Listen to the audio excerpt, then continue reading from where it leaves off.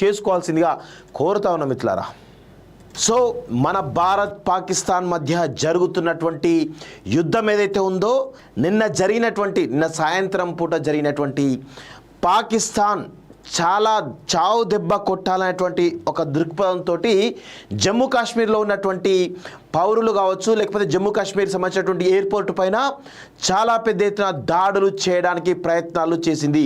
So దీనిలో భాగంగా మన దేశానికి సంబంధించినటువంటి మన ఆర్మీలో ఉన్నటువంటి అమ్ముల పొదిలో ఉన్నటువంటి అస్త్రం S-400 సంబంధించినటువంటి డిఫెన్స్ మిసైల్ సిస్టమ్ను ప్రయోగించింది. సో ఈ ప్రయోగంతో వాళ్ళు ఏవైతే పాకిస్తాన్ ఆర్మీ చేసినటువంటి మిసైల్ దాడులను తిప్పికొడుతూ పాకిస్తాన్కు చావు దెబ్బ చూపించి, అదేవిధంగా ఇటు లాహోర్ కావచ్చు, ఇస్లామాబాద్ కావచ్చు, పేషావర్ కావచ్చు, కొన్ని ప్రాంతాల్లో భారత్ అదే స్థాయిలో ధీటుగా సమాధానం ఇచ్చింది, అక్కడక్కడ దాడులు చేసింది. ఈ క్రమంలో పాకిస్తాన్ ప్రధాని ఇంటి పక్కనే క్షిపణి దాడులు చేయడం జరిగింది. దానికి భయపడినటువంటి పాకిస్తాన్ ప్రధాని బంకర్లోకి వెళ్ళి దాక్కున్నాడు అనేటువంటి ఒక సమాచారం అయితే చాలా పెద్ద ఎత్తున బయటికి వస్తూ ఉంది. సో నిన్న జరిగినటువంటి దాడిలో చూసినట్లయితే మన భారత ఆర్మీ ఏ విధంగా ఎంత స్ట్రాంగ్గా ఉందో మనందరం కూడా అర్థం చేసుకోవాల్సిన అవసరం అయితే ఉంది. సో పాకిస్తాన్ చేస్తున్నటువంటి కుట్రలను సమర్థవంతంగా తిప్పికొడుతూ ఈరోజు భారతదేశంని కాపాడుతున్నటువంటి భారత త్రివిధ దళాలన్నిటి కూడా మనందరం కూడా సెల్యూట్ చేయాల్సినటువంటి అవసరం అయితే ఉంది మిత్రులారా. ఎందుకంటే ఈరోజు మన భారత ఆర్మీని, భారత త్రివిధ దళాలను తక్కువ అంచనా చేయడం ద్వారా వీళ్ళు భారతదేశం పైన పై చేయి సాధించాలని చెప్పేసి పాకిస్తాన్ ఆర్మీ అనుకున్నది. కానీ పాకిస్తాన్ ఆర్మీ చేసినటువంటి కుట్రలను కావచ్చు, లేకపోతే వైమానిక దాడులను మన అమ్ముల పొదిలో ఉన్నటువంటి అస్త్రం S-400 డిఫెన్స్ సిస్టమ్ ద్వారా వాటిని తిప్పికొట్టి పాకిస్తాన్కు చావు దెబ్బ కొట్టినట్టుగా చాలా స్పష్టంగా కనబడతా ఉంది. పాకిస్తాన్కు నిన్నంతా కూడా వాళ్ళకి నిద్ర పట్టని పరిస్థితి కనబడతా ఉంది.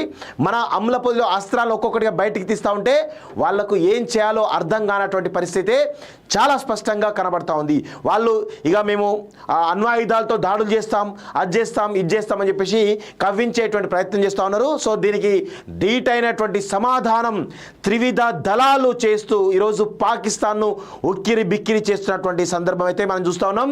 ఈ క్రమంలో పాకిస్తాన్ సంబంధించినటువంటి ప్రధాని ఇంటి పక్కనే దాడులు చేయడం ద్వారా పాకిస్తాన్ ప్రధాని కూడా విలవిల్లాడుతున్నట్టుగా చాలా స్పష్టంగా కనబడుతోంది. అతను ఏం చేయాలో అర్థం కానటువంటి పరిస్థితిలో బంకర్లోకి వెళ్ళి దాక్కున్నటువంటి పరిస్థితి మనం గమనిస్తూ ఉన్నాం. సో ఒకసారి దాని గురించి డీటెయిల్గా మాట్లాడేటువంటి ప్రయత్నిద్దాం. సో ఇంకా చాలామంది మన భారతదేశంలో ఉన్నటువంటి కొంతమంది వాళ్ళని ఏమనాలో కూడా అర్థమవుతలేదు, కానీ ద్రోహులు, దేశద్రోహులు అనుకోవచ్చు. ఈరోజు యుద్ధం ఆపాలి, యుద్ధం ద్వారా నష్టం జరుగుతుంది, మారణ హోమం జరుగుతుంది అని చెప్పేసి చెప్తూ ఈరోజు పాకిస్తాన్ ఎంత బలంగా ఉందో చెప్పేటువంటి ప్రయత్నం చేస్తున్నారు తప్ప మన భారతదేశ త్రివిధ దళాలు కానీ, మన భారతదేశానికి సంబంధించినటువంటి యుద్ధ సామాగ్రి ఎంత పకడ్బందీగా ఉందో చెప్పడం లేదు. ఇది కేవలం పాకిస్తాన్లో ఉన్నటువంటి మీడియా ద్వారా తెలుసుకున్న విషయాలు మాత్రమే. వాళ్ళు చేస్తున్నటువంటి దుష్ప్రచారాన్ని నమ్మి ఇక్కడ కొంతమంది మన భారతదేశాన్ని వీక్ చేసేటువంటి ప్రయత్నం చేస్తూ ఉన్నారు. ఇది మంచి పద్ధతి కాదు. ఇప్పటికైనా కానీ మీ తీరు మార్చుకోమని చెప్పేసి కూడా ఈరోజు కోరుతా ఉన్నాం. ఎందుకు అంటే పహల్గామ్ సంబంధించినటువంటి ఉగ్రవాద ఘటన తర్వాత దాన్ని ఖచ్చితంగా అలాంటి ఘటనలు చాలా ఘటన జరిగే అవకాశం ఉంది. దానికి సంబంధించి ఈ ఉగ్రవాద స్థావరాల్లో, శిబిరాల్లో ఉన్నటువంటి ఉగ్రవాదులు భారతదేశ ఈ అతిపెద్ద రాజ్యాంగ వ్యవస్థ పైన, భారతదేశ సార్వభౌమాధికారం పైన దెబ్బ కొట్టాలని చెప్పేసి, ఇక్కడ ఉన్నటువంటి అమాయకమైనటువంటి పౌరులను చంపాలని చెప్పేసి కుట్ర చేస్తూ ఉంటే ఇక్కడ ఉన్నటువంటి వాళ్ళు దాన్ని ఖండించడానికి పోయి ఈరోజు మన దేశ సార్వభౌమాధికారాన్ని ప్రశ్నించేటువంటి పరిస్థితిలో ఉన్నారు. సో అలాంటి వాళ్ళను ఎట్టి పరిస్థితులను వదలొద్దు అని చెప్పేసి కూడా ఈరోజు మేము కోరుతా ఉన్నాం ఈ భారత ప్రభుత్వాన్ని. ఏం తక్కువ ఉంది? ఖచ్చితంగా నిన్న ఒక్క సంఘటన చూసిన తర్వాత ఖచ్చితంగా మన భారత త్రివిధ దళాలు ఏ శక్తినైనా ఎదుర్కోవడానికి సిద్ధంగా ఉన్నాయి అని చెప్పకనే ప్రపంచానికి చాటి చెప్పింది. అలాంటి అత్యంత సాంకేతికంతో కూడినటువంటి ఆ అధునాతనమైన టెక్నాలజీతో కూడుకున్నటువంటి ఈరోజు మిసైల్ సిస్టమ్స్ మన దగ్గర ఉన్నాయి. మనం ఎందుకు భయపడాలి? బరాబర్ పాకిస్తాన్ను చావు దెబ్బ కొట్టాల్సిందే. ఉగ్రవాదాన్ని మట్టుబెట్టే వరకు మనం ఇక నిద్రపోవద్దు అని చెప్పేసి కూడా కోరుతున్నాం. మాలాంటి వాళ్ళం ఖచ్చితంగా ఈ భారత ప్రభుత్వానికి, భారత ఆర్మీకి ఖచ్చితంగా అండదండగా ఉంటాం. అవసరమైతే మాలాంటి వాళ్ళం సమిధలుగా మారడానికి కూడా సిద్ధంగా ఉన్న ఈ దేశం కోసం అని చెప్పేసి కూడా బరాబర్ మేము చెప్తా ఉన్నాం.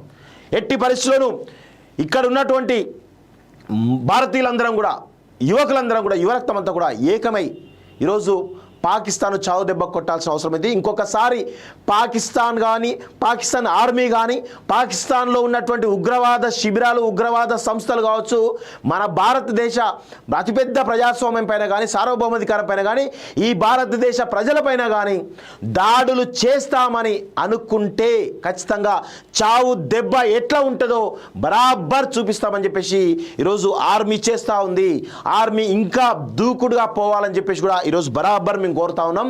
దానికి సంబంధించి మాలాంటి వాళ్ళ అవసరం ఉంటే సైనికులుగా, సమిధలుగా మారడానికి సిద్ధంగా ఉన్నామని చెప్పేసి కూడా ఈరోజు బరాబర్ మేము కోరుతా ఉన్నాం.